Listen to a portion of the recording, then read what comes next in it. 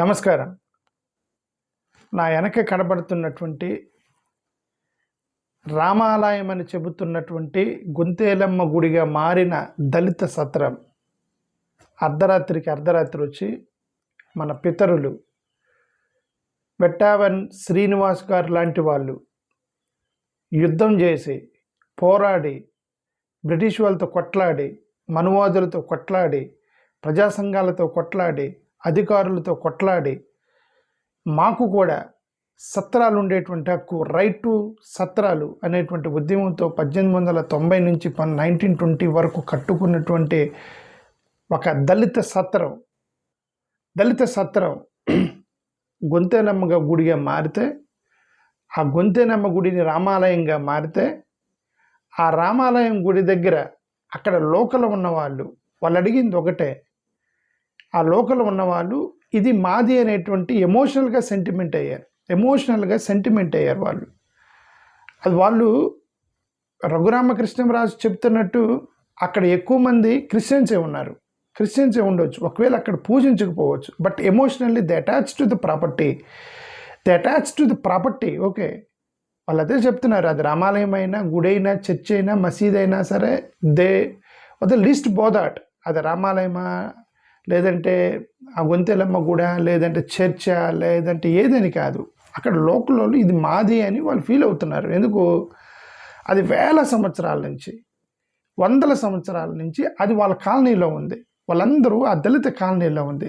Middle of the ఆ యొక్క ఆకుపేట మధ్యలో ఉంది. అది వాళ్ళు ఒక ప్రాపర్టీకి అటాచ్ అయ్యారు. ప్రాపర్టీకి వాళ్ళు ఎమోషనల్గా దగ్గరయ్యారు.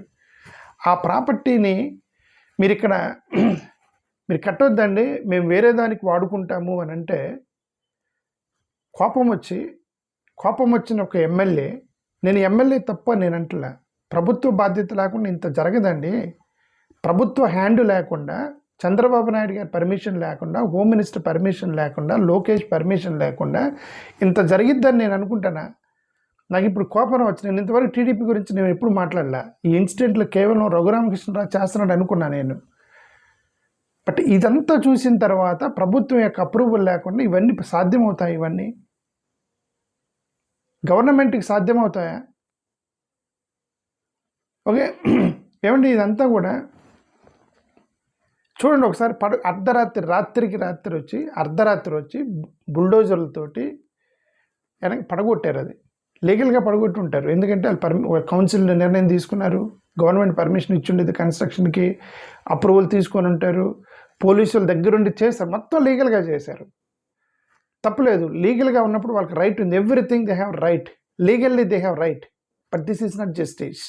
ఇది న్యాయం కాదు. అది మీరు చట్టబద్ధంగా ఇది చట్టబద్ధమై ఉండవచ్చు, బట్ అది న్యాయం కాదు. అది అక్కడ లోకల్ వాళ్ళ మధ్యలో ఉన్నటువంటి ఒక ప్రాపర్టీని వాళ్ళకి వ్యతిరేకంగా, వాళ్ళ మనోభావాలకు వ్యతిరేకంగా మీరు వచ్చి పడగొట్టారు.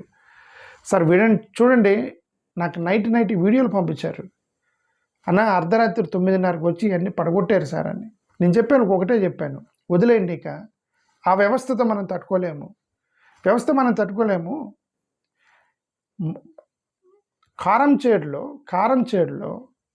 వెంటబడి వేట కొడవలతో నరికారు. వెంటబడి వేట కొడవలతో నరికారు మా వాళ్ళని. మీరు నరికారు మా వాళ్ళని. వెంటబడి వేట కొడవలతో నరికారు మా వాళ్ళని. ఏం చేశారు? కారంచేడులో ఏం చేశారు మా వాళ్ళు? ఇక్కడ చుండూరులో వెంటబడి నరికారు మా వాళ్ళని. ఏం చేశారు మా వాళ్ళు? దగ్గరుండి మీకు ఓటేసి గెలిపిస్తున్నారు. ఎవరైతే కారంచేడులో ఎవరైతే నరికారో ఆ కుటుంబాన్ని 25 సంవత్సరాల నుంచి అధికారంలో నిలబెట్టారు మా దళిత ప్రజలు. ఎవరైతే వెంటబడి వేట కొడవలతో నరికి మా ఆడపిల్లల్ని దుర్మార్గంగా రేప్ చేశారో అదే కుటుంబాన్ని 25 సంవత్సరాల నుంచి మా ప్రజలు మీకు ఓటేసి గెలిపిస్తున్నారు. ఇంత దౌర్జన్యంగా తీసుకెళ్ళి వాళ్ళని ఎదిగి చేస్తారా? ఏడుస్తూ చెప్పారు నాకు ఫోన్ చేసి.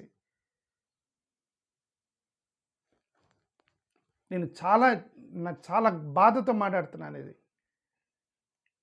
ఇలా కాదు. మీరు వాళ్ళ చర్చలకు పిలిచారా?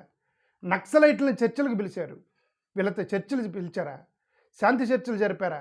వాళ్ళు మా దగ్గర మీరు దగ్గరికి పిలిచి మీరు ఏం కావాలని అడిగారా మీరు?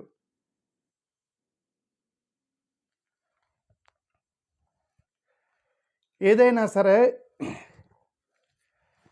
మా ప్రజల్ని మీరు ఇబ్బంది పెడుతూ మీరు చేయండి, ఎంతకాలం చేస్తారు? మేము అదే నేను చెప్తున్నా. వ్యవస్థలు వాళ్ళ చేతిలో ఉంటాయి. వీళ్ళు ఎవరైతే వీళ్ళని కొడతారో వాళ్ళకి వీళ్ళు ఓట్లేస్తారు. ఎందుకంటే వీళ్ళు కేవలం 1000, 2000 రూపాయలకి అమ్ముడుపోయేటువంటి జాతి.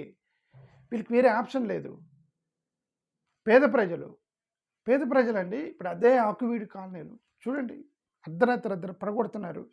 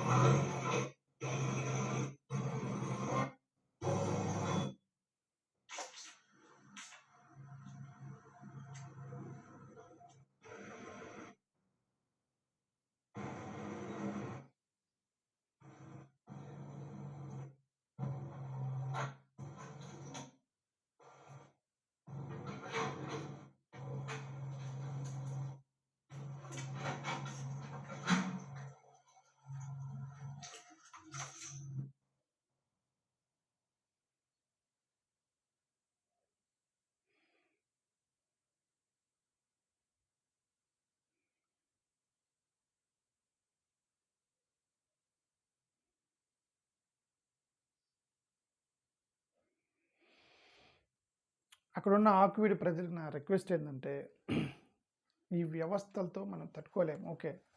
వాళ్ళ చేతిలో పోలీసులు, అధికారం మొత్తం వాళ్ళ చేతిలో ఉంటాయి.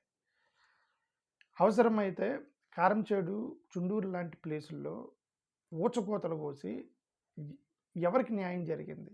చంపిన వాళ్ళు బెయిల్ తీసుకొని బయటకొచ్చారు. చుండూరులో అదే చేశారు. కారంచేడులో, లక్ష్మీపేటలో ఎక్కడ పడితే అక్కడ, ఎక్కడైతే అన్యాయం జరిగిందో ప్రతి చోట కూడా మనకు అన్యాయం జరిగింది. వ్యవస్థలు మన చేతిలో ఉండవు. కోర్టులు, చట్టాలు, పోలీస్ స్టేషన్లు, వ్యవస్థలు, అధికారులు మొత్తం వాళ్ళ చేతిలో ఉంటాయి.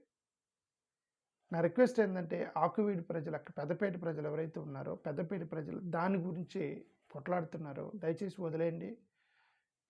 మనం ఈ చరిత్రలో దళితుడు గెలిచినటువంటి ఆనవాళ్ళు లేవు.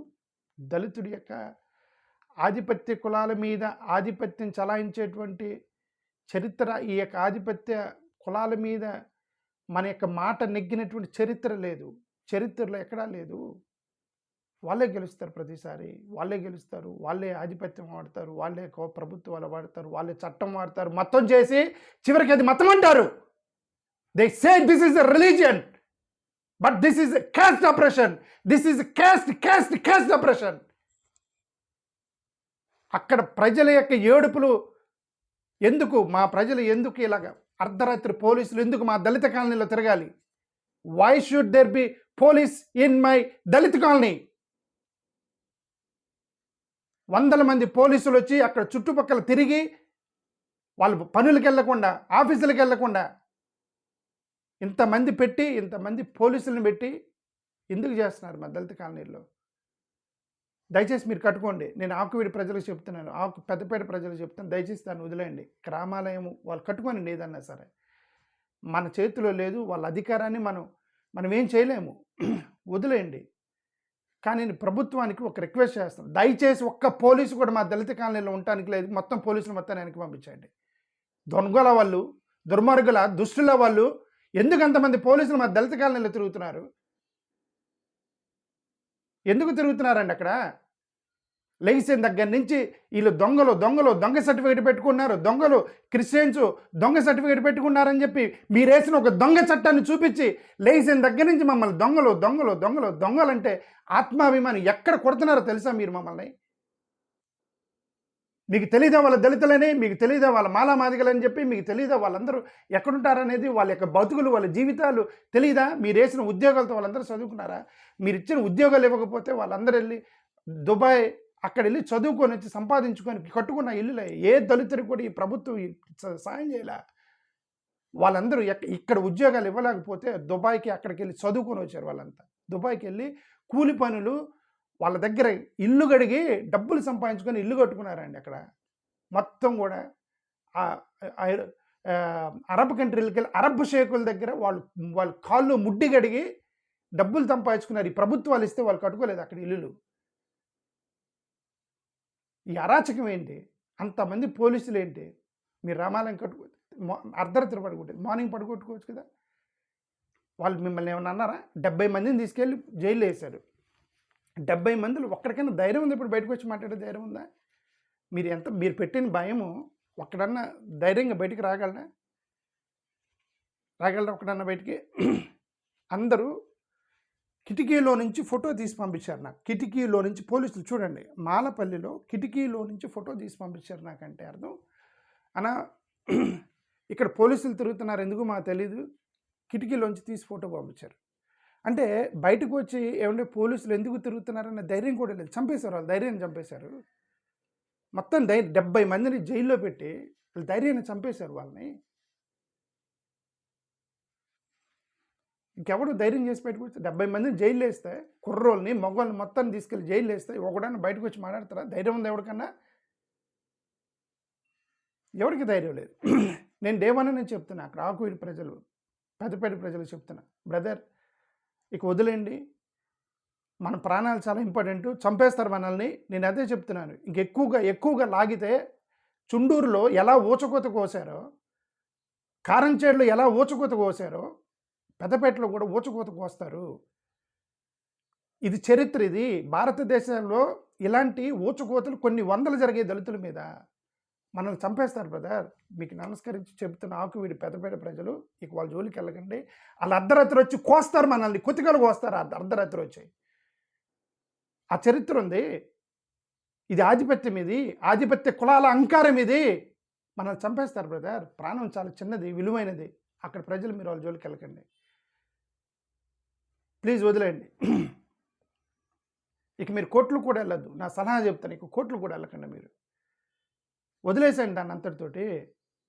ఈ ఈ యొక్క ఈ అప్రెషన్ అనేది ఇప్పుడు లేదు.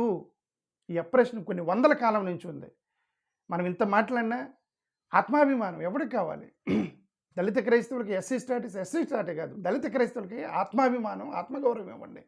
లేచిన దగ్గర నుంచి, అతను లేచిన దగ్గర నుంచి వీళ్ళు దొంగ సర్టిఫికేట్ పెట్టుకొని ఆ కౌన్సిలర్ని, ఒక కౌన్సిలరు అందరితో పాటు ఓటేస్తే ఆ ఎమ్మెల్యే ఆయన బయటకు వచ్చి చెప్తాడు, ఒక దొంగ సర్టిఫికేట్ పెట్టుకున్న ఒక కౌన్సిలర్, ప్రజల చేత ఎన్నుకోబడినటువంటి ఒక కౌన్సిలర్ని ఒక దొంగ సర్టిఫికేట్ పెట్టుకున్నటువంటి కౌన్సిలర్ అని చెప్పేసి అంటే, ఇక మీరు ఆ 1950 షెడ్యూల్ క్యాస్ట్ ఆర్డర్ పారా తీసేసేంత వరకు వీళ్ళందరినీ దొంగలు ఎంతకాలం మమ్మల్ని దొంగలు అంటారు?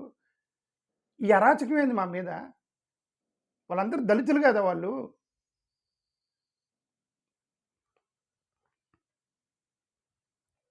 ఆకువీడి ప్రజలు, పెద్దపేట ప్రజలు నాకు ఇది కిటికీలోంచి తీసి పంపిస్తే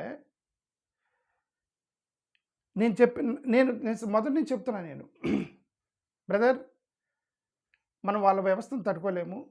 వాళ్ళ చేతిలో పోలీసులు ఉంటారు, పెద్ద వ్యవస్థలు అవి, పెద్ద వ్యవస్థలు అండి.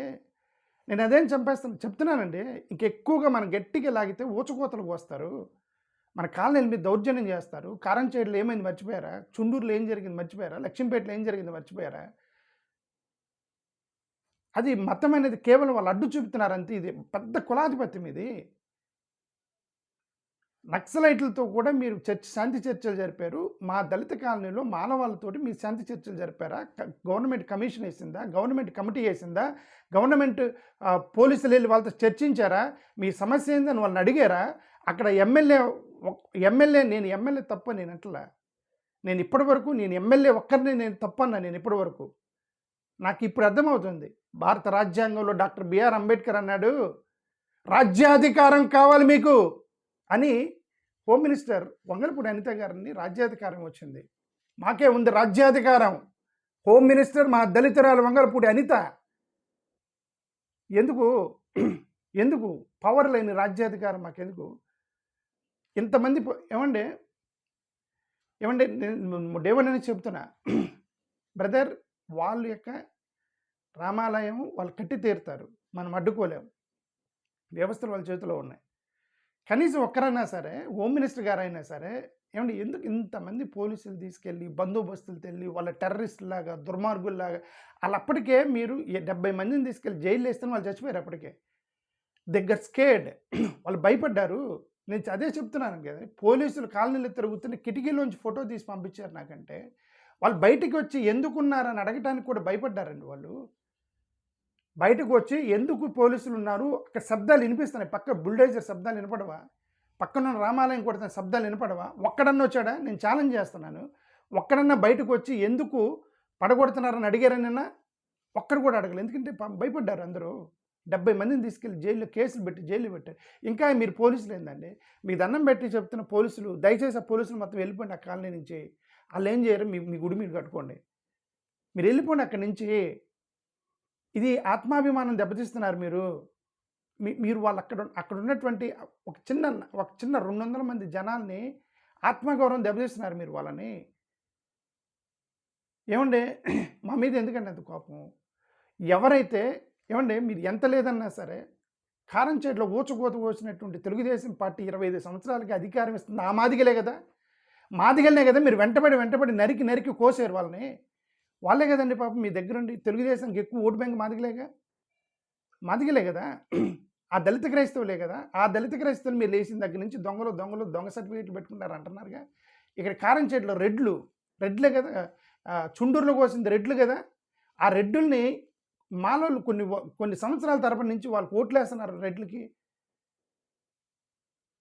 ఎందుకంటే వీళ్ళ మీద అంత కోపం ఏంటి? మీరు కొట్టినా, తిట్టినా, నరికినా, వాళ్ళని ఏం చేసినా, వాళ్ళ యొక్క భూములు తీసుకెళ్ళినా వాళ్ళకి ఏం చేసినా సరే తరతరాలుగా వాళ్ళు పేదలుగా ఉన్నా కూడా చివరికి మీకే కదా ఓటేసి గెలిపిస్తున్నారు, మీ కిందే కదా పనిచేస్తున్నారు వాళ్ళంతా. ఒక చిన్న ఎమ్మెల్యేని ఏమంటే సెంటిమెంట్ అంతే, జస్ట్ సెంటిమెంట్ ఎక్కువయ్యి వాళ్ళు అడ్డుకున్నారండి. అడ్డుకుంటే ఆయనకి పిచ్చ కోపం వచ్చేసి నన్నే అడ్డుకుంటారా దళితులు అని చెప్పేసి వ్యవస్థలు మొత్తం వేసి ఒక దళిత కౌన్సిలర్ని, అది కూడా దొంగని చేస్తారు. అదే చెప్తున్నాము, మా వాళ్ళు ఎదురు తిరిగితే వాళ్ళని దొంగలు చేస్తారు, వ్యభిచారణ చేస్తారు, వాళ్ళని ఏదంటే అది మాట్లాడతారు. ఈ దళిత కాలనీలో ఉండి ఊరు బయట ఉండే వాళ్ళు వీళ్ళు దొంగలు అంటారు, వ్యభిచారులు అంటారు, దొంగల కులాలం అంటారు వాళ్ళని. ఇది ఆమె councillor, she elected representative.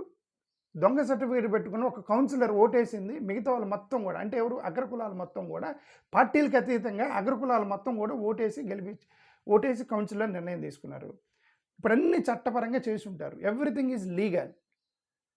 I'm not talking about the law. అయినా సరే అది కోర్టులో ఉంది కదా, జడశ్రవణ్ గారు కోర్టు సరే అది నేను ఐఎమ్ నాట్ గోయింగ్ టు లా. అసలు ఫస్ట్ ఆఫ్ ఆల్ నేను దాన్ని వదిలేయమన్నా, దాన్ని వదిలేయండి అన్నా. నాకు ఎంత బాధ వేస్తుంది, ఎందుకంటే అంతమంది పోలీసులు అర్ధరాత్రి వచ్చి పడగొట్టి ఈ గల్లీలో పోలీసులు గల్లీలో మాలపల్లిలో గల్లీలో ఒక టెర్రరిస్టులు ఇళ్ల ముందు తిరిగినట్టుగా, ఆఫ్ఘనిస్తాన్లో తిరిగినట్టుగా, అక్కడెక్కడో పాకిస్తాన్లో జనాలు తిరిగినట్టుగా ఎందుకు తిరుగుతున్నారు మాలపల్లిలో? పోలీసులు ఎందుకు తిరుగుతున్నారు? దుర్మార్గుల వాళ్ళు. ఆడు ఎమోషనల్గా మా ప్రాపర్టీ అని ఫీల్ అయ్యారు వాళ్ళు. దేవాలయం కాదు, మా ప్రాపర్టీ అని ఫీల్ అయ్యారండి. మా గ్రామంలో ఇప్పుడు కూడా ఉన్నాయండి, అక్కడ కమ్యూనిటీ హాల్ ఉన్నాయి. అది ఎవరు కట్టారో తెలీదు, మా పల్లెలో ఉంది, మాది. సమాధుల దగ్గర కొట్టుకుంటారు, మాది అనే ఫీలింగ్ ఉండిద్ది ప్రతి వాడికి. ఈ సమాధుల్లో మాది అనే ఫీలింగ్ ఉండిద్ది, ప్రతి మాలపల్లి మాదిపల్లి ఆ ఫీలింగ్ ఉండిద్ది. ఆ ఫీలింగ్తో అడ్డుకున్నారు ఎమ్మెల్యేని. ఆ రోజు తీసుకెళ్ళి జైలు వేసి బెదిరించారు కదా. ఇంకా పోలీసులు ఎందుకు తిరుగుతున్నారు అక్కడ కాలనీలో? పోలీసులు ఎందుకు తిరుగుతున్నారు? మీకే కదండి అల్టిమేట్గా ఓట్లు వేస్తుంది వాళ్ళు, మిమ్మల్నే కదండి గెలిపిస్తుంది. వేల సంవత్సరాల నుంచి మీకే కదండి అధికారం ఇచ్చారు, వేల సంవత్సరాల నుంచి మీ కిందే కదండి పనిచేస్తున్నారు, వేల సంవత్సరాల నుంచి మీరు వేసినటువంటి అన్నం తినే కదండి బతుకుతున్నారు వాళ్ళు. ఏందండి అంత కక్ష ఏంటి వాళ్ళ మీద, అంత పగేంటి వాళ్ళ మీద? ప్రభుత్వానికి రిక్వెస్ట్ చేస్తున్నాము, హోమ్ మినిస్టర్ వంగలపూడి అనిత గారికి చెప్పిన వేస్ట్ వంగలపూడి అనిత గారికి చెప్పడము, ఆమె చేతుల అధికారం లేదని నాకు తెలుసు. ఈ వ్యవస్థ అంతే ఉంది. ఏమంటే ఎవరైతే అధికారం ఉందో మీకు చెబుతున్నాం, దయచేసి అక్కడ పోలీసులను పంపించండి. వాళ్ళ పని వాళ్ళు చేసుకుంటారు, వాళ్ళ ఉద్యోగాలకు వెళ్ళాలా, పనులకి వెళ్ళాలా. ఏంటిది? పోలీసులను పెట్టి అక్కడ గస్తీ కాసి అక్కడ తీసుకొచ్చి మీరు రామాలయం పడగొట్టుకోండి.